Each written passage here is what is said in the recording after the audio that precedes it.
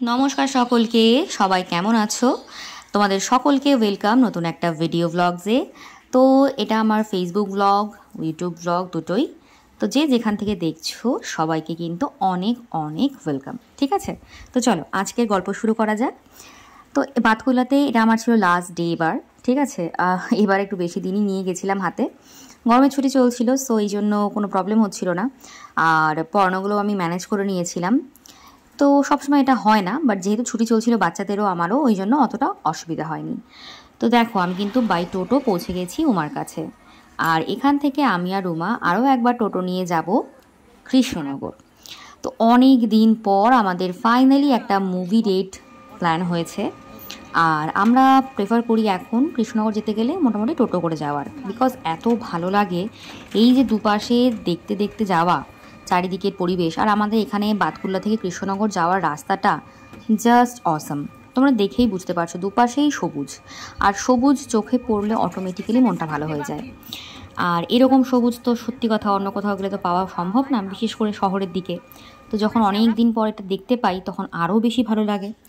এবার উমা সবসময় থাকে না, উমা খুব কমই আসে বাড়িতে। পুজোর সময় প্রত্যেকবারই আসে, কিন্তু পুজোর সময় যেহেতু আমাদের আলাদা প্ল্যান্স থাকে, ওর আলাদা প্ল্যান্স থাকে, সেভাবে প্রতিদিন একসাথে বসা হয় না।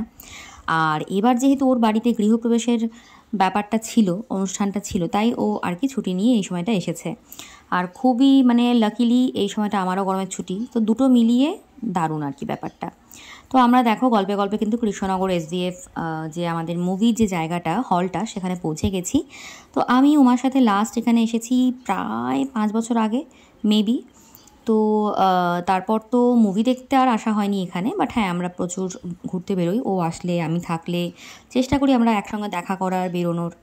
আর আগে তো স্কুটি ছিল, কোনো ব্যাপারই ছিল না, স্কুটি নিয়ে যখন তখন বেরিয়ে পড়তে পারতাম, বাট এখন একটু প্ল্যান করতে হয়, আগে থাকতে একটু সব কিছু সেট করতে হয়।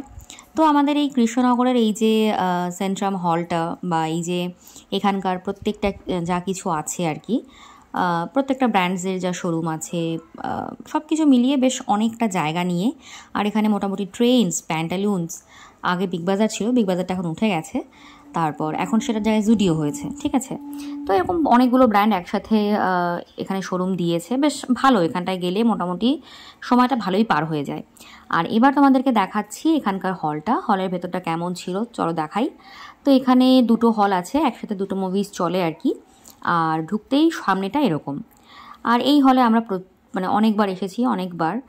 সো আমার খুবই আর কি চেনা এই জায়গাটা, এমন কিছু প্রবলেম হয় না আমাদের এখানটায়।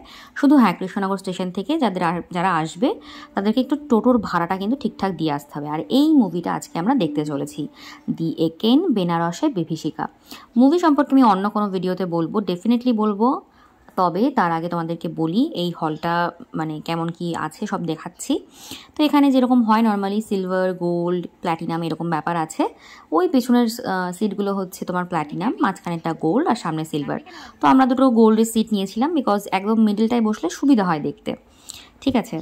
তো চলো দেখো, আমি তো খুব এক্সাইটেড, কারণ অনেক দিন পর মুভি দেখছি। আর এই ধরনের একটু মুভি বেশ ভালো লাগে, ঠিক আছে? তো আমি এখানে ওমাকে একটুখানি খচাচ্ছিলাম যে বলতো কবে এসেছিলাম লাস্ট, বলতে পারিস কি না।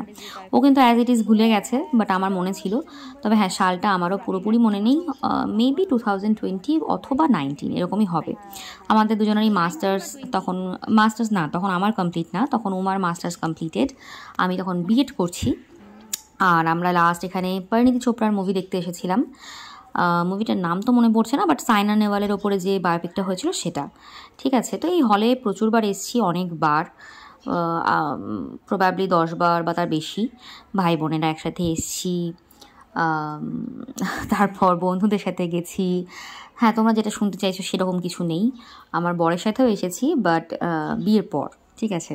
বরের সাথে বিয়ের আগে মুভি খুব কম দেখা হয়েছে, অ্যাকচুয়ালি আমাদের দেখাই খুব কম হয়েছে, ভীষণ কম, খুব লিমিটেড টাইম থাকতো আমাদের হাতে, কারণ ও প্রচুর দূর থেকে আসতো, আমিও খুব কম সময় নিয়ে বেরোতে পারতাম, তখন পড়ানো এটা ওটা সেটা নানান কিছু। তো দ্যাটস ইট, এর থেকে বেশি মশলা তোমরা এই কথার মধ্যে আর পাবে না, ওকে? তো এরপর আমরা বেরোলাম।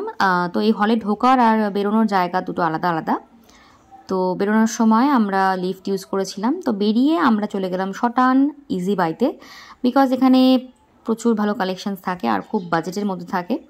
যদিও কিছু কেনা হয়নি, তবুও আমরা যখনই এখানে আসি আমি আর উমা মানে ডেফিনেটলি আমরা ইজি বাই একবার হলেও ভিজিট করি। তারপর তো চলে গেছিলাম জুডিওতে, বিকজ নতুন হয়েছে, এখানে না গেলে কী করে হয় বলো। আর জুডিওটা এখানটায় এতটা স্পেস পেয়েছে যে ভেতরটা গেলে আলাদাই লাগছে, কারণ জুডিওর যে প্যাটার্নটা আমার খুব পছন্দ। মানে এই যে সব পোশাকগুলোকে পুরো একদম সোজা করে রাখা, দেন তোমার অনেকটা স্পেস মাঝখানে থাকে, ঠিক আছে। আর ওদের কালেকশানগুলো ভীষণ হয় না, সেই অ্যাস্থেটিক একটা লুক দেয় এরকম। মানে ওরা কিন্তু খুব বেশি ডার্ক কালার বা খুব বেশি ফেস্টিভ কালার ইউজ করে না, ওরা ভীষণ পোলাইট, ভীষণ আর কি নিউড কালার যে হয় যেগুলো আর কি, যেগুলো চোখে আমাদের খুব সুদিং লাগে, সেই রকমের কিন্তু ওরা কালেকশান বেশি রাখে। তো আমার আজকে কিছু কেনার প্ল্যান ছিল না, কারণ এর মধ্যে আমার অলরেডি অনেক কেনাকাটা করা হয়ে গেছে। তো এই মুহূর্তে আমার কিছু দরকারও ছিল না, প্লাস প্রচুর জামাকাপড় হয়ে গেছে যেগুলো মানে পরিনি। তো শুধু শুধু কেনাকাটা করে দেখাটা বেকার। তবে হ্যাঁ, আমি কিছু জুয়েলারিস কিনেছি যেটা আমি আমাদের দেখাবো ডেফিনেটলি। অ্যাকচুয়ালি এত হেক্টিক শিডিউল যাচ্ছে না, মানে আমি কোনোভাবেই টাইম করতে পারছি না। সো আমি প্রথমে এই ব্লগসগুলো কমপ্লিট করছি, দেন তোমাদেরকে এক এক করে সবটাই দেখাবো। অনেক কিছু, অনেক জিনিস, অনেক সাবজেক্ট পড়ে আছে দেখানোর মতো, যেটা খুব মানে তাড়াতাড়ি দেখানো দরকার, কারণ ফোনের স্পেসও আর নেই। তো বাড়ি আসলাম, বাড়ি এসে দেখি মা প্রিয়া ওরা না খেয়ে বসে আছে আমার জন্য। আমি ওই 3টের আশপাশে এসে গেছিলাম। তো আজকে খাবার দাবারে অনেক কিছু ছিল, ঘ্যাটকোল পাতা বাটা, তারপর তোমার কাঁঠালের বীজ দিয়ে আর একটা বেশ কী দিয়ে ভাজা, ডিমের ঝোল, অনেক কিছু। তো খাওয়া দাওয়া সেরে আমি এদিন সন্ধ্যের ট্রেনে ফিরছিলাম। তো যা হয় আর কি, বাড়ি থাকলে একটা আলাদা রকম টাইম কাটে এখন বিয়ের পর। বিয়ের আগে কখনোই এটা কাটেনি, মানে বিয়ের আগে প্রচণ্ডই ব্যস্ত থাকতাম আমি, যেটা আমি এখন বিয়ের পরে এখানে থেকে হয়েছি। তো বিয়ের আগেও আমার ওখানকার রুটিন সেরকমই থাকতো। সেই যে সকাল 6টায় শুরু হতো আমার পড়ানো, 6টা বা 6:30টার মধ্যে আমাকে যেতে হতো, দেন 2-3টে পড়ানো, ম্যাক্সিমাম সকালবেলাগুলো দুটো করে পড়ানো থাকতো, দেন বিকেলবেলা 2টো করে পড়ানো থাকতো। মানে আমি অল টাইম নিজেকে বিজি রাখতাম, কারণ আমি রিয়েলাইজ করেছি লাইফে ভাই যত বিজি থাকবে তত ভালো থাকবে, ঠিক আছে। বেকার বসে থাকলে কি হয়, আর 5টার দিকে মাথাটা নষ্ট হয়, ইমোশনাল একটা হয় না সেই কি বলবো ধাক্কা। মানে আমরা তো প্রচণ্ড ইমোশনাল পার্সন, আমাদের খুব সমস্যা আর কি ইমোশনগুলোকে ডিল করে লাইফে এগিয়ে যাওয়া। সো ভাই কাজে ব্যস্ত থাকো আর মন ভালো রাখো, এটাই কিন্তু লাইফের ফান্ডা। আর আলটিমেটলি তোমাকে নিজের খরচা নিজে তুমি যদি না চালাতে পারো, দেন কিন্তু কোনো লাভ নেই, কারণ এটা ভালো না, মানে আমার মনে হয় এটা ঠিক না।